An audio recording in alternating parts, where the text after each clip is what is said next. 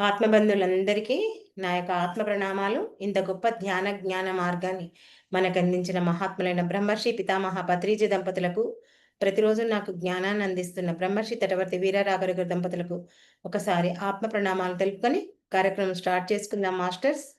మరి మనం నిన్న త్రివిధ రోగ కారణాలు అనే టాపిక్ గురించి మనం తెలుసుకుంటున్నాం కదా. దాంట్లో భాగంగా మనము క్రియలు, కర్మలు, క్రిములు అనే వాటి గురించి మనం తెలుసుకున్నాం. వాటినే ఆధ్యాత్మిక పరిభాషలో భౌతిక కారణాలు, మానసిక కారణాలు, ఆధ్యాత్మిక కారణాలు ఈ మూడింటి లాగా మనం తీసుకున్నాం. దాంట్లో మనం నిన్న తెలుసుకున్నది ఏంటి అంటే క్రిముల గురించి తెలుసుకున్నాం. ఈ క్రిముల నుంచి మనకొచ్చే రోగాలు 20-30% ఉంటాయి అని కూడా తెలుసుకున్నాం. మరి మనలో వ్యాధి నిరోధక శక్తి ఎప్పుడైతే తగ్గుతుందో మనలో ఆ క్రిములు వ్యాపిస్తాయి. ఆ క్రిములు ఎప్పుడైతే మనలో వ్యాపిస్తాయో మనకు ఈ వాతావరణం ఎండాకాలం నుంచి వానాకాలం, వానాకాలం నుంచి చలికాలం ఇలా కాలాలు మారినప్పుడు మనలో అనారోగ్యం రావడానికి అవకాశం ఉంటుంది అని ఇలా రకరకాలుగా మనం తెలుసుకున్నాం. మరి ఈ వ్యాధి నిరోధక శక్తిని ఎలా పెంచుకోవాలి, దానికి ఏంటి మార్గం అంటే ఉన్న ఒకే ఒక మార్గం శ్వాస మీద ధ్యాస, ధ్యాన మార్గం. ఆ శ్వాస మీద ధ్యాస ధ్యానం ద్వారానే మనం ఆత్మశక్తిని పెంచుకుంటాం. మరి ఆ ఆత్మశక్తి ఎలా పెరుగుతుంది, మనలో ఎలా ఉంటుంది అనే దాని గురించి ఈరోజు మనం తెలుసుకుందాం. అంటే ఈ శరీరంలో ఆ ఆత్మశక్తి అంతర్లీనంగా మొత్తము వ్యాపించింది. అంటే ఒక్క మానవుని యొక్క శరీరమే కాదు, సృష్టిలో ఉన్నటువంటి ప్రతి ఒక్క జీవిలో ఈ ఆత్మశక్తి పూర్తిగా ప్రతి కణ కణంలో వ్యాపించి ఉంది. కాబట్టి మరి ఆ ఆత్మశక్తి మనలో ఎంతగా ఉంటే మన శరీరం లోపలికి ఏ వ్యాధిని మన లోపలికి రానివ్వదు. అందుకే మనం ఆత్మశక్తి బాగా పెంచుకోవాలి. ఆత్మశక్తి ఎప్పుడైతే మనకు ఎక్కువగా ఉంటుందో మనకింక మన శరీరానికి ఏ హాని చేయలేదు. మన శరీరం ఎప్పుడూ ఆరోగ్యవంతంగా ఉంటుంది. ఆత్మశక్తి శరీరాన్ని క్రిముల నుంచి కాపాడుతుంది. ఇది మనం బాగా గుర్తుంచుకోవాలి. ఎలా అన్నదానికి మనం ఒక చిన్న ఉదాహరణ చూద్దాం. ఏంటి అంటే ఎవరైనా చనిపోయారే అనుకుందాం. చనిపోయినప్పుడు వాళ్ళ నుంచి చనిపోవడం అంటే వాళ్ళలో నుంచి ఆత్మ పక్కకు తప్పుకోవడం. ఎప్పుడైతే ఆత్మ పక్కకు తప్పుకుంటుందో ఆ శరీరంలో క్రిములు రావడానికి అవకాశం ఉంటుంది. వస్తాయి, రావడానికి అవకాశం కూడా కాదు, క్రిములు వచ్చేస్తాయి. ఆ క్రిములు ఎప్పుడైతే వస్తాయో ఆ క్రిములు ఎంతగా వ్యాపిస్తుంటాయో ఆ శరీరం కుళ్ళిపోవడం మొదలవుతుంది. ఎందుకు అంటే అక్కడ శరీరంలో ఆత్మ పక్కకు తప్పుకుంది. పక్కకు తప్పుకుంది కాబట్టి ఆ క్రిములన్నీ ఆ శవాన్ని కొరికేస్తుంటాయి. కొరికేయడం వల్ల శరీరం అంతా కుళ్ళిపోవడము, వాసన రావడము, తర్వాత ముక్కుల్లో నుంచి, చెవుల్లో నుంచి చెడు వాసన ఇలా రావడం ఇవన్నీ జరుగుతాయి. అందుకే చనిపోయిన వెంటనే ఎవరికైనా సరే చెవుల్లో, ముక్కుల్లో పత్తి పెట్టడం జరుగుతుంది. తర్వాత శవం చుట్టూ సెంట్ వేయడము, స్ప్రేలు చేయడము, మంచి మంచి సుగంధ భరితమైనటువంటి ఏవైతే ద్రవ పదార్థాలు ఉంటాయో వాటన్నిటిని అక్కడ ఆ శవానికి వేయడం జరుగుతుంది. ఎప్పుడైతే ఆ క్రిములు బయటికి వస్తుంటాయో అదంతా వ్యాపించడం జరుగుతుంది. ఆ చెడు వాసన అనేది రావడం జరుగుతుంది. జరిగినప్పుడు ఏమైతుందంటే ఆ శవాన్ని చూడటానికి ఎంతోమంది వస్తుంటారు కదా! చుట్టాలు, బంధువులు, ఆ ఇంటి వాళ్ళు ఎంతోమంది వస్తుంటారు కదా! వచ్చిన తర్వాత మరి ఆ శవాన్ని చూసిన తర్వాత ఇంటికి వెళ్ళిన వెంటనే స్నానం చెయ్యాలి అంటారు. ఎందుకు అంటే ఆ క్రిములు ఒకరి నుంచి ఒకరికి వ్యాపిస్తాయి. దాన్నే మరి మనమందరం తెలవక మైల అని మనం చెప్పుకుంటాం. మన పెద్దవాళ్ళ వాడుక భాషలో దాన్ని మైల అంటాము. ఆ మైల ఏంటి అంటే ఆ చెడు వాసన, చెడు గాలి అదంతా వ్యాపించడం వల్ల ఇతరులకు ఇబ్బంది కలగకుండా, ఇతరులకు హాని కలగకుండా అందరూ పోయిన వెంటనే స్నానము చేయడం జరుగుతుంది.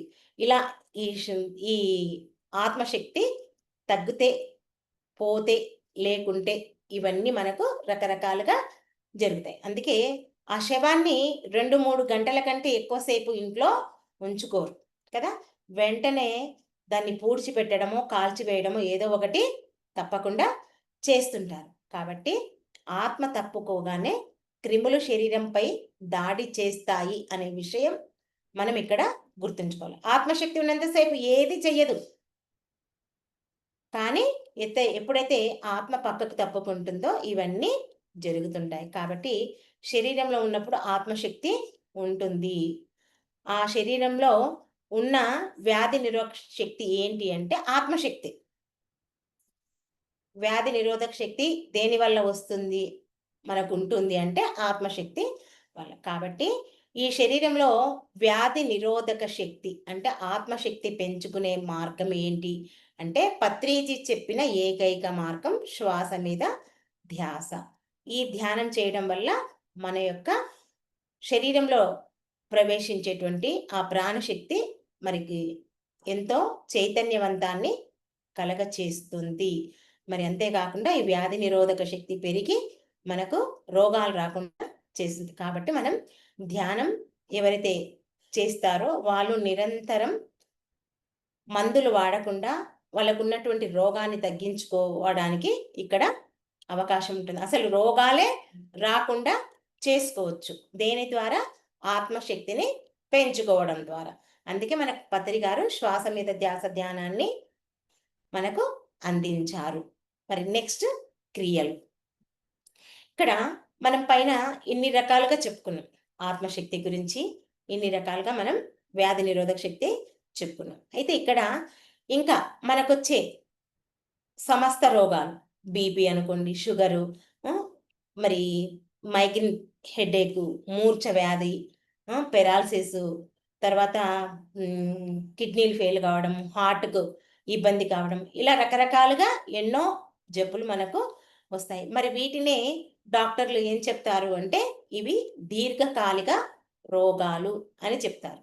మరి ఈ దీర్ఘకాలిక రోగాలు ఉండడం వల్ల మనం జీవితాంతం అంటే మనం ఈ భూమి మీద జీవించి ఉన్నంత కాలం మందులు వేసుకోవాల్సిందే కదా! ఇప్పుడు మనం ప్రతి ఇంట్లో చూస్తాం బీపీ, షుగర్, థైరాయిడ్. చాలా మటుకు 99.99% ప్రతి ఒక్కరికి ఉంటాయి. ప్రతి ఒక్కరు ఈ మందులు వేసుకుంటారు.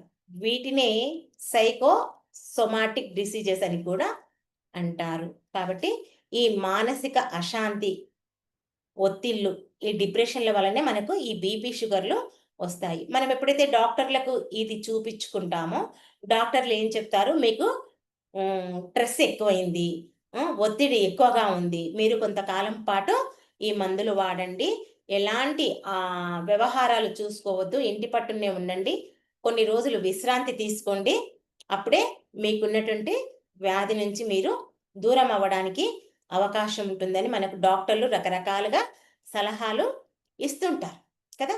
మరి ఇవన్నీ మనకు మానసిక ఒత్తిడి వలనే కలుగుతాయి. మరి ఇక్కడ మనం ఈ మానసిక సంబంధమైనటువంటి వ్యాధులకు ఆధ్యాత్మిక కారణం తెలుసుకుంటే మనం ఈ శాశ్వతమైన రోగాలను కూడా నివారించుకునే అవకాశం ఉంది. దేని ద్వారా? శ్వాస మీద ధ్యాస ధ్యానం ద్వారా.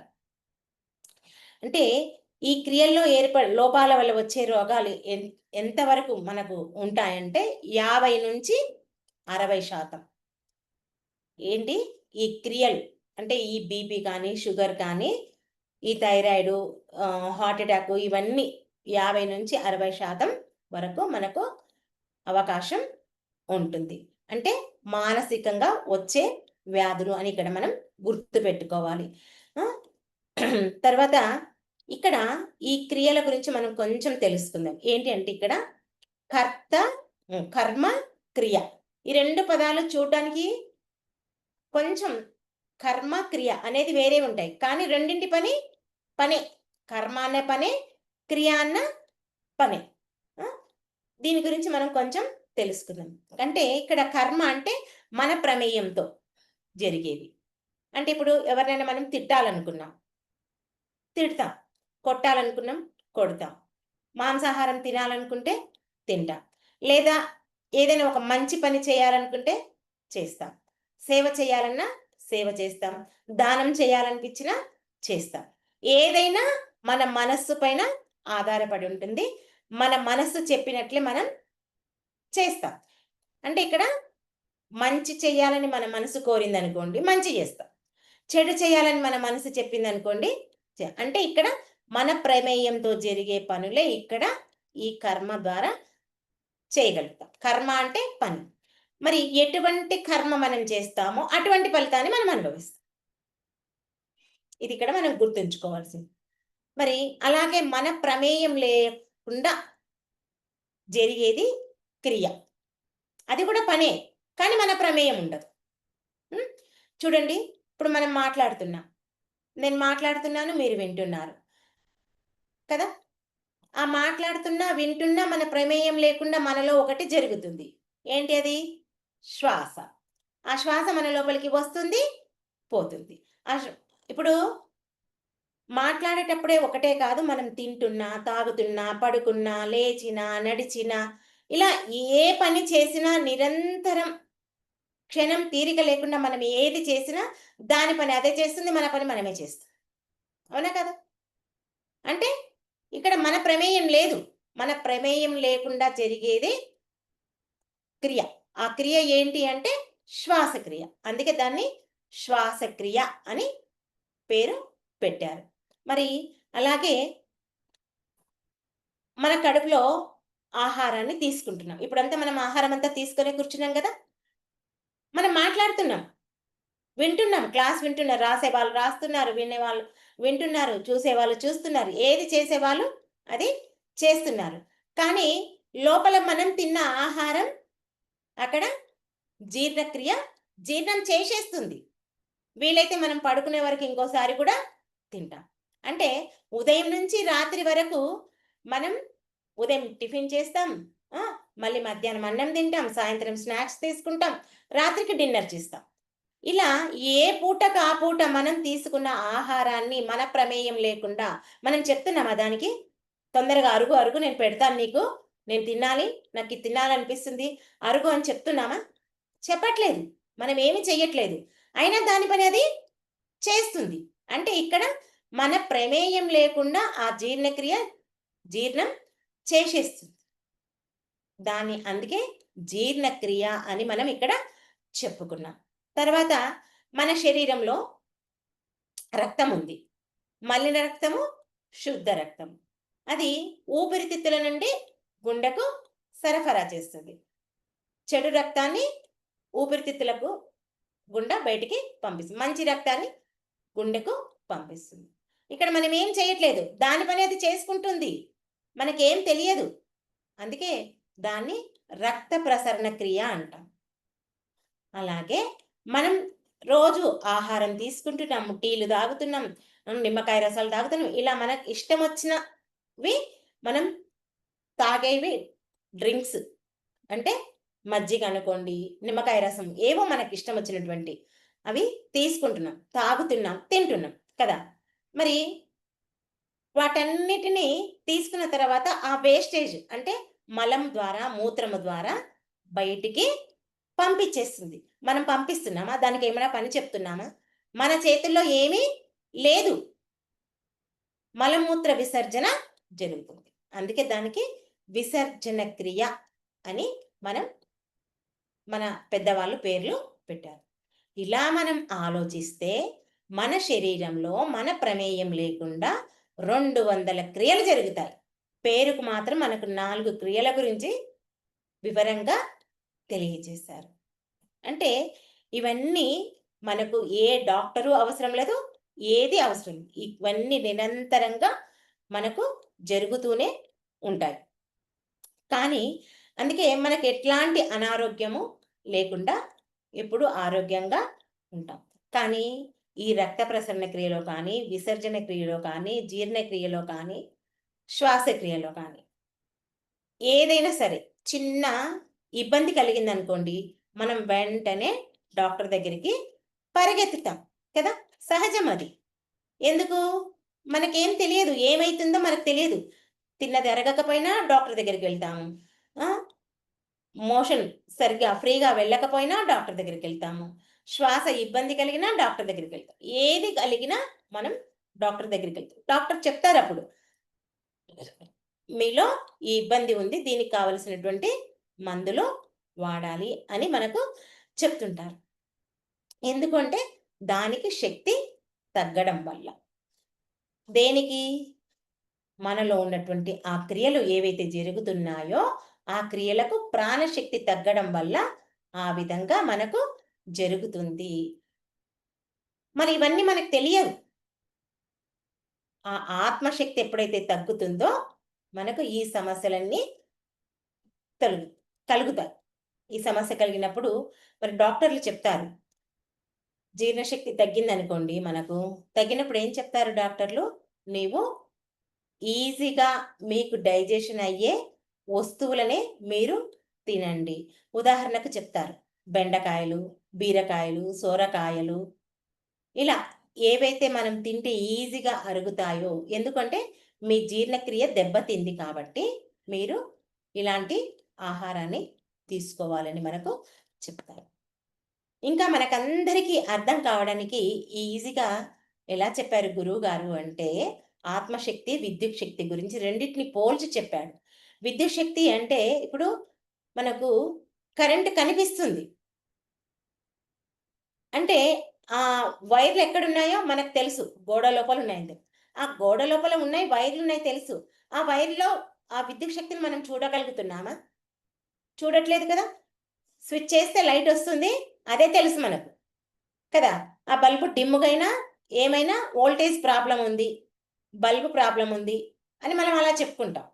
అట్లాగే మనలో ఆత్మశక్తి తగ్గినప్పుడు మనకు ఈ క్రియలకు ఇబ్బంది కలుగుతుంది.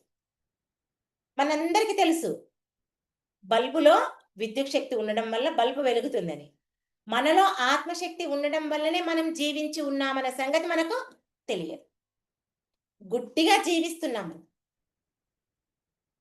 అందుకే ప్రతి ఒక్కరూ గుర్తుంచుకోవాల్సింది ఏంటి అంటే మనం జీవిస్తున్నాం, నడుస్తున్నాం, తింటున్నాం, పడుకుంటున్నాం, మన పనులు మనం చేసుకుంటున్నామంటే మనలో ఆ ఆత్మశక్తి ఉండడం వల్లనే మనం ఇవన్నీ చేయగలుగుతున్నాం. కాబట్టి మనం ఆత్మశక్తిని పెంపొందించుకోవాలి. ఆత్మశక్తిని పెంపొందించుకుంటేనే మనం జీవించి ఉన్నంత కాలం ఆనందంగా, ఆరోగ్యంగా జీవిస్తాం. అంటాం ఎవరి చేతిలో పడొద్దు, ఎవరికీ దొరకొద్దు. ఆ! ఉన్నన్ని రోజులు నా చేతులతో నేను చేసుకొని తినాలి. తిన్నదంతా అరగాలి. మంచిగా అన్నీ తినాలి. చూడండి చూడటానికి ఎంతో డబ్బుంటుంది. కానీ తిందామంటే బీపీ, షుగర్. ఎందుకురా ఈ డబ్బు? ఎందుకురా ఈ సంపద? అని ఎంతగా బాధపడతాం. కానీ ఏం లాభం? అందుకే మనం ఇక్కడ గుర్తుంచుకోవాల్సింది ఏంటి అంటే, ఇవన్నీ మన దరికి చేరకుండా ఉండాలంటే, మనలో ఆత్మశక్తి తగ్గకుండా చూసుకోవాలి. ఆ ఆత్మశక్తి తగ్గకుండా ఎప్పుడైతే మనం చూసుకుంటామో, అప్పుడు మనకి ఏ సమస్యలు రావు. అసలు ఈ బీపీ కానీ, షుగర్ కానీ, ఆ! ఈ హార్ట్ అటాక్ కానీ ఏవైనా సరే, వితిన్ క్యాన్సర్ కూడా ఏవైనా సరే మనం ధ్యానం ద్వారా తగ్గించుకోవచ్చు. చూడండి మనకు షుగరొచ్చింది అని చెప్తారు. షుగరు ఎందువల్ల వచ్చింది? మనలో ఏ వ్యాధి, ఏ కణం లోపం వల్ల, ఏ గ్రంథి లోపం వల్ల మనకు ఆ షుగరొచ్చింది అనేది మనకు తెలుసా? తెలియదు. మనకు డాక్టర్లు కూడా చెప్పారు. అంటే ఫ్రాంక్రియాస్ అనే గ్రంథి వల్ల ఆ లోపం ఆ యొక్క గ్రంథి పని చేయడం ఎప్పుడైతే తగ్గుతుందో, మనకు షుగర్ అనే వ్యాధి వస్తుంది. అయితే ఆ వ్యాధికి, ఆ షుగర్ వ్యాధికి డాక్టర్లు మందులిస్తారు. అంటే వాళ్ళ యొక్క వ్యాధి తీవ్రతను బట్టి ఆ మందిస్తారు. కొంతమందికి మందులిస్తారు. కొంతమందికి ఇంజెక్షన్స్ ఇస్తారు. ఎవరి లెవెల్‌కి తగ్గట్లు వాళ్ళు. కానీ టాబ్లెట్ వేసుకున్నా, ఇంజెక్షన్ తీసుకున్నా ఒక్క రోజుకు మాత్రమే పనిచేస్తుంది. మళ్ళీ మరుసటి రోజు యథావిధిగా మళ్ళీ వాళ్ళు తీసుకోవాల్సింది.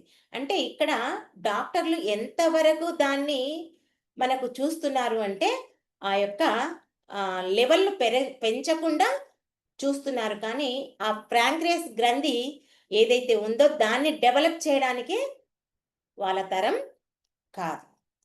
అది దేని నుంచి అయితుందంటే, కేవలం ఆత్మశక్తి పెంచుకోవడం ద్వారానే ఆ ప్యాంక్రియాస్ గ్రంథిని మనం ఉత్పత్తి చేసుకోవచ్చు. దాన్ని డెవలప్ చేసుకోవచ్చు. అప్పుడు మనం ఎంచక్కా మంచిగా మళ్ళీ ఎప్పటిలాగా స్వీట్స్ తినొచ్చు. హాయిగా మన జీవితాన్ని మనం ఎంజాయ్ చెయ్యొచ్చు. లేదంటే ఆ షుగర్ ఎక్కువయ్యే కొద్దీ మనకేదైనా పొరపాటున కాలికి దెబ్బ తగలవడమో, లేదా చాక్‌తో కోసుకుపోవడమో ఏదైనా జరిగిందనుకోండి. ఏం చేస్తారప్పుడు? ఆ కాలో, ఏలో దేనికొస్తది? తీసి పడేస్తారు. చూడండి ఆ జీవితం ఎంత నరకంగా ఉంటుంది. అదే విధంగా మనలో ఈ క్రిములు ఎక్కువ వ్యాపించడం. అంటే ఒక్కొక్కరికి క్యాన్సరు, ఎయిడ్స్ ఇవన్నీ వస్తుంటాయి. మరి క్యాన్సర్ వచ్చినప్పుడు డాక్టర్లు దానికి రేడియేషన్ అని, కీమోథెరపీని రకరకాలుగా చేస్తుంటారు. ఆ నరకం ఉంటది చూడండి, ఇంగది మనం చెప్పొద్దు. అంత బాధాకరమైనటువంటి జీవితాన్ని మనం జీవించాల్సి వస్తుంది. మరి ఈ రోగాల బారిన పడకుండా, ఈ మానసికమైన ఒత్తిడిలో మనం దిగజారిపోకుండా, ఇంత గొప్పదైన మార్గాన్ని మనకు పత్రిజీ అందించారు. అదే శ్వాస మీద ధ్యాస ధ్యానం. ఆ శ్వాస మీద ధ్యాస ధ్యానం ద్వారానే మనకు క్యాన్సర్ అనుకోండి, ఎయిడ్స్ అనుకోండి, వితిన్ బీపీ, షుగర్ కానించి, చిన్న దాని కానించి మనం ఎటువంటి జబ్బునైనా మనం తగ్గించుకోవచ్చు అని ఇంత ఈజీగా మనకు గురువుగారు అందించారు. కానీ జనాలు ఎలా ఉన్నారంటే, పైసలు పెట్టి డబ్బులు పెట్టి మందులు కొనుక్కొని వేసుకుంటారు. కానీ కండ్లు మూసుకొని కూర్చొని ధ్యానం చేయడానికి ఆసక్తి చూయించరు. ఎందుకంటే ఇదేమో శాశ్వతమైంది.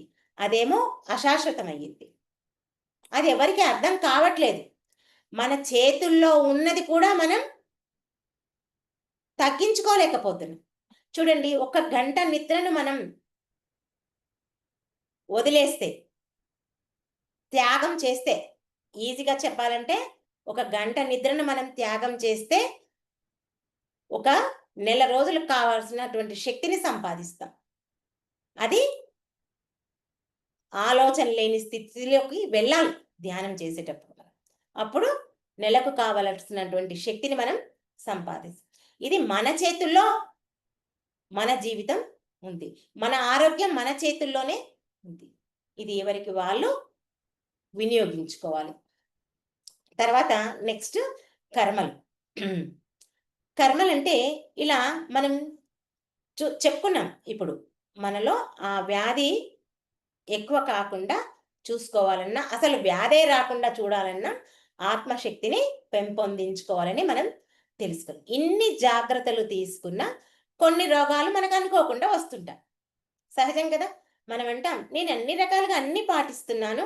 మళ్ళీ నాకు ఇలాంటి జబ్బు ఎందుకో వచ్చింది. సడెన్‌గా వచ్చింది అని కూడా మనకు ఉంటాయి. అంటే మనం గత జన్మలో లేదా గత జీవితంలో చేసిన పాపకర్మలే.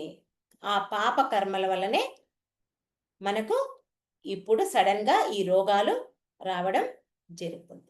అంటే మానవుడు హింసకు పాల్పడతాడు. అంటే అది జంతువులనుకోండి, లేదా సాటి వ్యక్తులు, బలహీనులుంటారు గదా! మనకంటే చేతకాని వాళ్ళుంటారు కదా! వాళ్ళపై మన యొక్క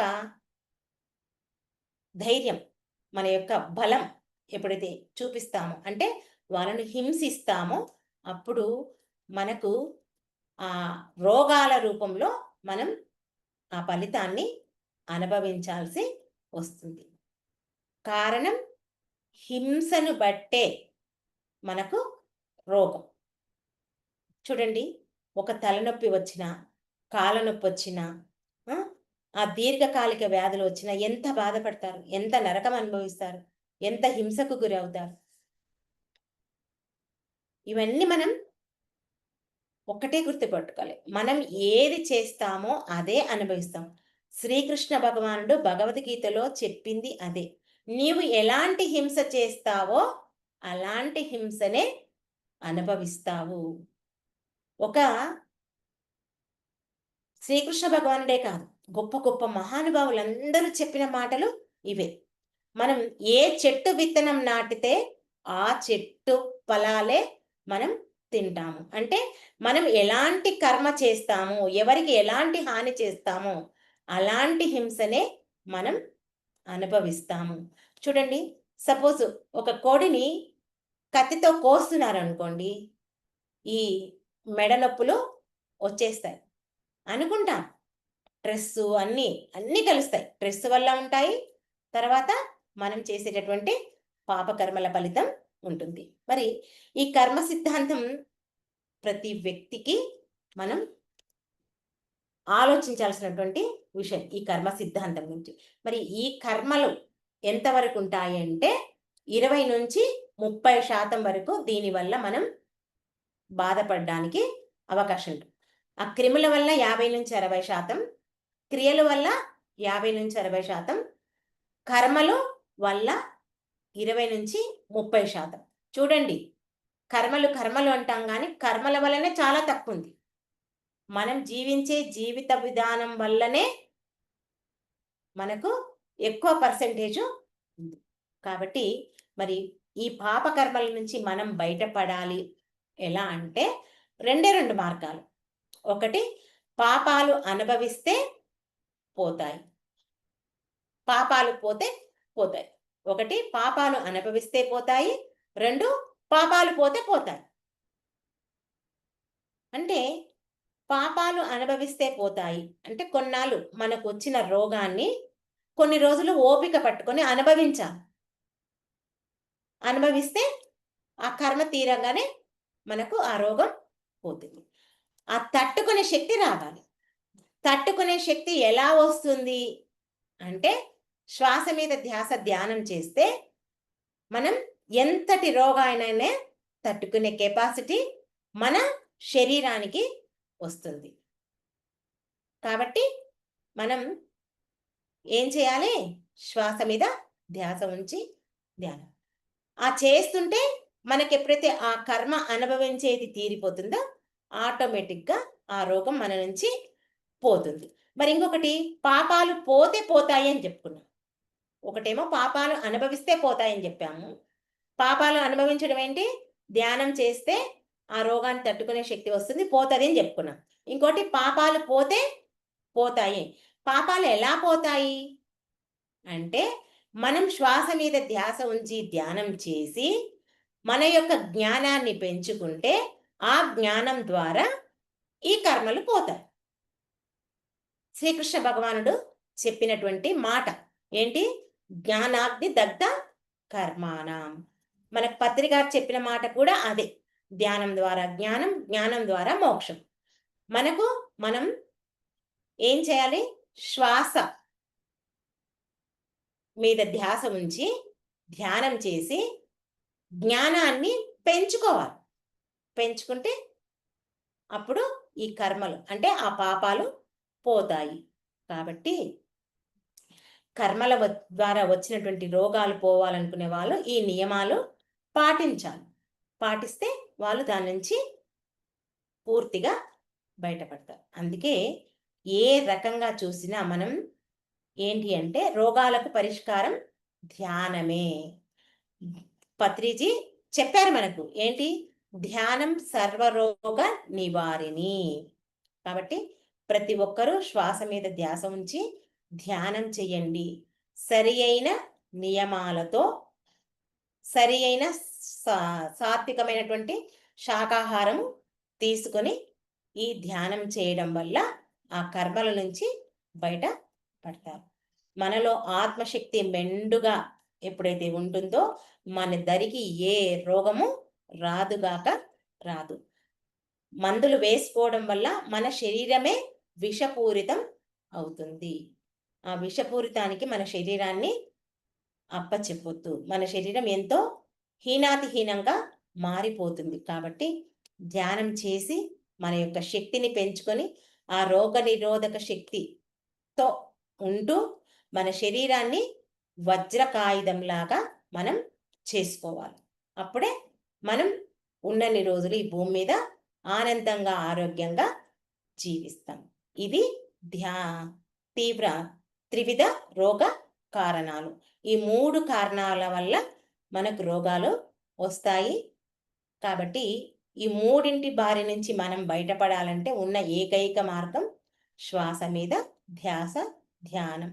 ఓకే మాస్టర్స్, ఈ అవకాశం నాకు ఇచ్చినందుకు మీ అందరికీ నా యొక్క కృతజ్ఞతలు. Thank you. Thank you. Thank you.